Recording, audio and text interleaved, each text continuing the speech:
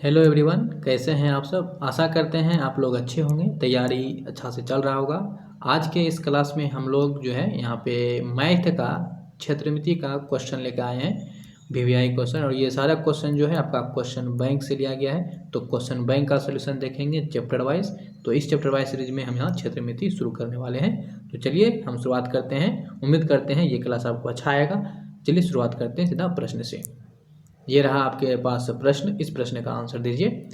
प्रश्न पूछा गया है किसी घन का किनारा ए है। किनारा का मतलब क्या हुआ, भुजा ए दिया गया है। उसका विकर्ण बताइए क्या होगा। देखिए घन का जो विकर्ण होता है वो क्या होता है, √3 गुना का भुजा। ठीक है, अब यहाँ पे √3 हो गया, भुजा का मान कितना दे रखा है ए, तो √3a हो जाएगा, जो कि ऑप्शन नंबर जो है ए में आपको देखने को मिल जाएगा।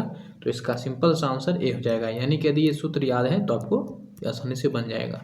और सूत्र तो आपको याद होना ही चाहिए, क्योंकि सूत्र से डायरेक्ट बहुत सारे सवाल पूछे जाते हैं एग्जाम में, जहां से आप इजीली नंबर उठा सकते हैं देख के।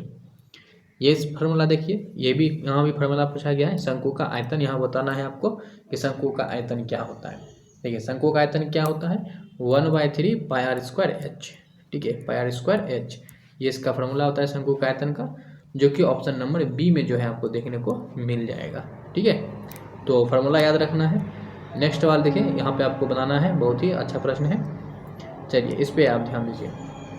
क्या कहा गया है, शंकु के वक्र पृष्ठ का क्षेत्रफल जो है 880 सेंटीमीटर स्क्वायर है और त्रिज्या 14 सेंटीमीटर है। तो उसका त्रिज्यक ऊंचाई निकालिए। तो सिंपल से करना कुछ नहीं है। शंकु का वक्र पृष्ठीय क्षेत्रफल का फॉर्मूला क्या होता है, πr/l, यानी इसकी वैल्यू जो है आपको 880 दिया हुआ है।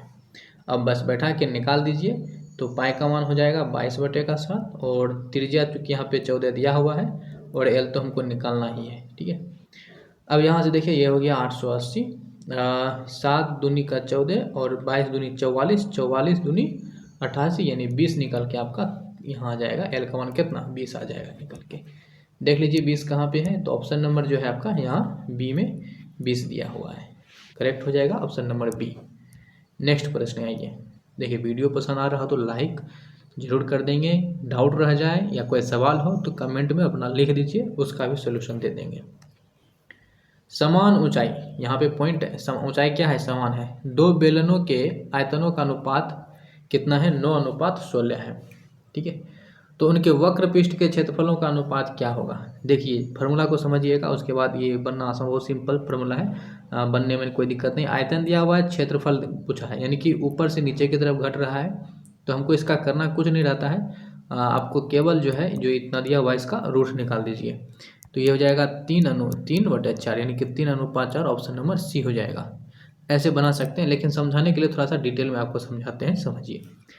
क्या दे रखा है, आयतनों का अनुपात इतना दिया हुआ है। ठीक है, तो आयतन क्या होता है बेलन का, πr²h। तो ये हो गया πr²h पहले बेलन का, और दूसरे बेलन का πr²h। यहाँ पे h दोनों का समान लिए हैं, क्योंकि यहाँ बोल गया है ऊंचाई समान है, इसीलिए h को समान रखे हैं। त्रिज्या को जो है हमने अलग अलग लेटर से दर्शाया है, क्योंकि वो त्रिज्या समान नहीं है।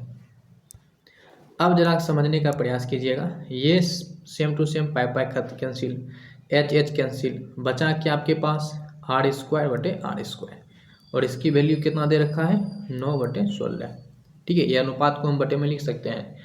अब चूंकि दोनों पे स्क्वायर है तो स्क्वायर हटाएंगे तो हमारे पास जो है r का वैल्यू कितना आ जाएगा, 3:4। क्योंकि स्क्वायर जब इस पर से हटाएंगे तो इन पर रूट ही आएगा। तो ये जो रूट हम डाले थे यहीं से डाले थे। ठीक है, तो ये हमारे पास त्रिज्या का अनुपात निकल के आ गया। यदि त्रिज्या का अनुपात पूछता तो हमारे पास ये आंसर होता। क्षेत्रफल का अनुपात पूछा है, देखिए क्षेत्रफल का अनुपात कैसे निकालेंगे, वो भी यही आएगा। ये क्यों आएगा उसको समझने की जरूरत है। ठीक है, ध्यान रखिएगा। त्रिज्या हमारे पास कितना आया है, 3, 4। आगे देखिए, तो त्रिज्या हमारे पास आया है 3, 4, इधर लिख लेते हैं। क्षेत्रफल पूछा गया है किसका, तो बेलन का। बेलन का वक्र पृष्ठ का क्षेत्रफल क्या होता है, तो आप कहेंगे ये होता है 2πr/h। वही जाएगा दूसरे बेलन का भी 2πr/h, h तो बराबर है।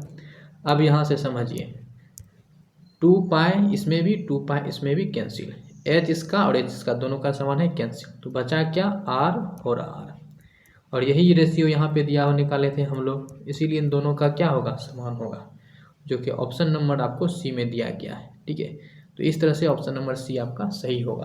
तो हमने जो शुरू में शॉर्टकट बताए थे वो आपको समझ में आ गया होगा कि आखिर ऐसा क्यों किए।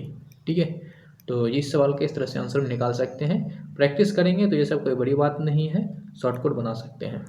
बहुत सारे सवाल शॉर्टकट बनता है, बना सकते हैं। ये देखिए, ये बड़ा जो है थोड़ा सा कैलकुलेटिव प्रश्न देख के ही लग रहा है, तो थोड़ा सा इसमें आप धैर्य से बनाएंगे, शांति से बनाएंगे। क्या कहा है, शंकु के पूर्ण सतह का क्षेत्रफल 18 मीटर स्क्वायर है और उसकी तिर्यक ऊंचाई जो है शंकु के आधार की तिर्यक की दुगनी है। यानी जितनी तिर्य्या है, तिर्यक ऊंचाई उसका डबल है। ठीक है, उसकी आधार का क्षेत्रफल बताइए, शंकु के आधार। अब शंकु का आधार होता कैसा है, तो आप बोलेंगे ये तो वृत्त होता है, यानी वृत्त का क्षेत्रफल आपसे पूछा गया, यानी कि पाई आर स्क्वायर पूछा गया है। आइए अब सीधा बनाते हैं सवाल पे। देखिए, संपूर्ण सतह का क्षेत्रफल यानी कि pi R into R plus L का वैल्यू जो है 18 दिया हुआ है। अब समझिएगा, या पाई का मान तो यहाँ पे हम 22/7 ले लेंगे, आर का मान हमने एक्स लेते हैं, त्रिज्या दी एक्स लेते हैं, तो त्रिज्या ऊंचाई को हमको डबल एक्स लेना पड़ेगा क्योंकि दुगुना है। तो ये हो जाएगा मेरे पास त्रिज्या एक्स, यहाँ पे हो जाएगा हमारे पास एक्स प्लस का डबल एक्स। अब यहाँ पे एक्स और डबल एक्स मिल गए, कितना हो जाएगा, ट्रिपल एक्स। ठीक है, यानी कि 3x हो जाएगा। तो ये 3 छक्की 18 यहाँ से कट जाएगा और ये जो है आपके पास x गुना एक्स स्क्वायर हो जाएगा। तो ये हो जाएगा हमारे पास कितना, एक्स स्क्वायर बराबर 6 गुना 7/22। तो ये यहाँ से हम काट सकते हैं 3, मतलब 2 तिया 6 और 2 11 22। तो ये हो जाएगा 21/11 एक्स स्क्वायर का वैल्यू। इसको एक्स स्क्वायर के ही बराबर अभी रखिए, तो एक्स स्क्वायर बराबर हो गया हमारे पास 21/11, ये कटेगा नहीं। अब शंकु के आधार का क्षेत्रफल पूछा गया, यानी कि पाई आर स्क्वायर पूछा गया है। पाई का मान पाई और आर का मान 22/7 आर स्क्वायर यानी कि एक्स का स्क्वायर। एक्स का स्क्वायर कितना है, 21/11। तो 7 3 के 21, 11 दूनी 22। तो ये 3 दूनी कितना हो जाएगा, 6 आपका आंसर आ जाएगा, जो कि ऑप्शन नंबर ए में यहाँ आपको देखने को मिल जाएगा, ए। तो इस तरह से हम बना सकते हैं बहुत ईजी वे में। ठीक है, तो आशा करते हैं आपको ये समझ में आ रहा होगा। बहुत ही सिंपल है, कोई बड़ी बात नहीं है, इसमें बना सकते हैं। इसको दूसरे तरीक़ा से भी बना सकते हैं और भी से आसान हो जाएगा, लेकिन चलिए हमने बता दिया, टाइम वेस्ट क्यों करना। आइए नेक्स्ट सवाल है, 2 गोले के आयतनों का अनुपात इतना है। अब गोला का आयतन दे रखा है, उनके संपूर्ण पृष्ठ के क्षेत्रफल का अनुपात बताइए। देखिए, गोला का आयतन और गोला का संपूर्ण पृष्ठ का क्षेत्रफल पूछे, आपको फॉर्मूला याद होगा तो बन जाएगा। गोला का आयतन क्या होता है, 4/3 पाई आर स्क्वायर एच। यही क्या होता है, आपका गोले का आयतन होता है। ठीक है, अब यहाँ पे समझने की चीज़ है जो आपको हम समझा रहे हैं क्लास में, वैसे इतना पहले ही समझा देते हैं, लेकिन आपको यहाँ फिर भी समझा रहे हैं, समझिएगा कि ये जो 4 पाई है, चाहे बेलन कोई सा भी हो, ये तो कांस्टेंट रहेगा। और जब अनुपात में आपसे मान पूछे तो कांस्टेंट वैल्यू का हमें कोई ज़रूरत नहीं पड़ता है। ठीक है, तो ये इसको हम हटा देते हैं। काम किस पे करना है, आर स्क्वायर एच पे। ठीक है, आर स्क्वायर एच पे। अब 2 गोले का आयतनों का अनुपात इतना दे रखा है और संपूर्ण पृष्ठ के क्षेत्रफल पूछा है, तो इसका पृष्ठ क्षेत्रफल संपूर्ण हो या पृष्ठ क्षेत्रफल पूछे गोले का, दोनों का ही बराबर होता है। और वो क्या होता है, तो आप कहेंगे वो होता है 4 pi R square. 4 pi R square होता है पृष्ठ क्षेत्रफल। इसमें भी देखिए कांस्टेंट वैल्यू कौन है, तो आप कहेंगे जो 4 पाई है ये भी कांस्टेंट है और अनुपात में ही पूछा है, तो इसका कोई मतलब है नहीं। यानी आर स्क्वायर की मान जो है आपको निकालना है इसमें से। ठीक है, किसकी वैल्यू निकालना है, आर स्क्वायर की मान निकालना है। आइए अब बनाते हैं सवाल पे। आयतन यहाँ पे दे रखा है, तो आयतन कितना है, 8/27। अब आयतन तो क्यूब में होता है। अब इसका क्या कर लीजिए, आप घनमूल निकाल लीजिए। ये कितना जाएगा, 2/3। अब ये निकल के आ गया त्रिज्या। अब इस त्रिज्या का जो है आप निकाल लीजिए स्क्वायर। क्या कर लीजिए, स्क्वायर। तो 2 है ना, 2/3 का स्क्वायर करेंगे तो ये निकल कर जाएगा क्षेत्रफल। ये हो जाएगा 4/9। तो simple C option number D बन जाएगा। समझ में आई बात? सिंपल से हम बना सकते थे, कोई झमेला इसमें नहीं था, एकदम शॉर्ट कर बना सकते हैं। आयतन दे रखा है, आयतन का मतलब क्या होता है? घन होता है, यानी कि 8/27 का घनमूल निकाल लीजिए, ये हो जाएगा आर है ना 2/3। क्षेत्रफल मतलब स्क्वायर में होता है, इसीलिए इसका स्क्वायर कर दीजिए, 4/9। ऑप्शन नंबर डी जो है यहाँ पे करेक्ट हो जाएगा। ठीक है, चलिए आगे देखते हैं। ये रहा सवाल, किसी गोले का संपूर्ण पृष्ठीय क्षेत्रफल 616 सेंटीमीटर स्क्वायर है, तो गोले का व्यास पूछा है। गोले का व्यास यानी कि डी यानी कि 2r, ये निकालना है। अब देखिए, गोले का संपूर्ण पृष्ठीय क्षेत्रफल, वही बात है, कुछ भी पूछे, 4πr² बराबर 616 हो जाएगा।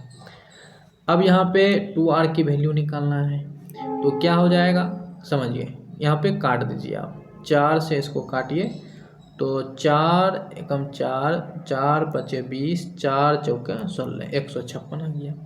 पाई का मान 22/7 और ये r²। अब इससे इसको आप काट दीजिए, देखिए कट जाएगा, आराम से कट जाएगा। 11 दूनी की 22 और 11 से 11 एकम 11, 11 चौके 44, 2 7 14, और ये 7 जो है इधर आएगा तो गुना हो जाएगा, तो r² बराबर क्या हो जाएगा 7 × 7, तो r बराबर कितना निकल के आ जाएगा? केवल 7। तो त्रिज्या हमारे पास निकल के आ गया 7। ठीक है, और पूछा है व्यास जो कि होता है 2r, यानी कि इसका डबल कर दीजिए, 7 दूनी के 14। ऑप्शन नंबर बी जो है आपका सही हो जाएगा। समझ में आई बात? ये हो जाएगा। आगे देखिए, एक वृत्ताकार वलय की बाहरी और भीतरी त्रिज्याएं क्रमशः r इतना है, तो वलय का क्षेत्रफल बताइए। तो वलय का क्षेत्रफल पूछा गया है, वृत्ताकार जो होता है उसका वलय, तो वलय का क्षेत्रफल क्या होता है? सिंपल सी है कि वलय का जो क्षेत्रफल होता है वो हमारे पास पाई r² होता है, क्योंकि वलय जो होता है क्या होता है उसको समझिए, क्यों होता है ये, थोड़ा सा इसको हम डिटेल में समझाने का प्रयास करते हैं, समझिए। एक ये हो गया हमारे पास, ठीक है, और दूसरा जो है हमने वृत्त ये ले लिया। ठीक, अब ये 2 वृत्त ले लिए, तो बाहरी और भीतरी त्रिज्याएं, तो ये हो जाएगा हमारे पास बाहरी, ठीक है, इसको हम दूसरे कलर से ले लेते हैं, ये हो जाएगा हमारे पास भीतरी त्रिज्या, और ये हो जाएगा हमारे पास जो है, समझिएगा ज़रा, ये क्या हो जाएगा बाहरी त्रिज्या। ये तो r है और ये r है। अब वलय पूछा है, वलय पूछने का क्या मतलब है कि ये जो है इसका क्षेत्रफल पूछा है, तो इसके क्षेत्रफल निकालने के लिए हमको क्या करना पड़ेगा? ये निकालना पड़ेगा, तो बड़े r में से छोटे r को तो घटाना ही पड़ेगा ना, समझे? यानी कि हमारे पास बड़े त्रिज्या का क्षेत्रफल हम माइनस करेंगे, बड़े वृत्त का क्षेत्रफल माइनस छोटे वृत्त का क्षेत्रफल, तब जाके हमारे पास पाई इंटू बड़ी r² माइनस छोटी r² होगा। तो इस तरह से यहाँ पे हमारे पास ऑप्शन नंबर सी बनेगा। ठीक है, क्या बनेगा? सी। समझ में आ गया होगा। आगे आइए, 2 घनों के आयतनों का अनुपात इतना है, उनके कुल पृष्ठ के क्षेत्रफल का अनुपात बताइए क्या होगा। घन का पृष्ठ क्षेत्रफल क्या होता है? कुल पृष्ठ क्षेत्रफल 6a² होता है, लेकिन फिर से वही बात, 6 जो है कोई भी घन हो उसमें 6 आना ही आना है। भुजा अलग अलग हो सकता है लेकिन 6 आना ही आना है, और अनुपात में हमको जो वैल्यू कांस्टेंट रहे उससे कोई मतलब है नहीं, यानी कि केवल स्क्वायर हमको निकालना है। अब चूंकि यहाँ पे आयतन दे रखा है, तो आयतन तो घन में होता है यानी कि क्यूब में होता है ना, तो इसका घनमूल निकाल दीजिए, 1/27 का घनमूल 1/3।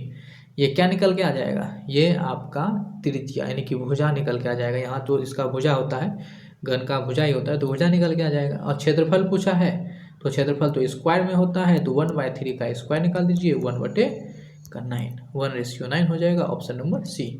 तो इस ट्रिक से जो है आराम से आप बना सकते हैं देख के।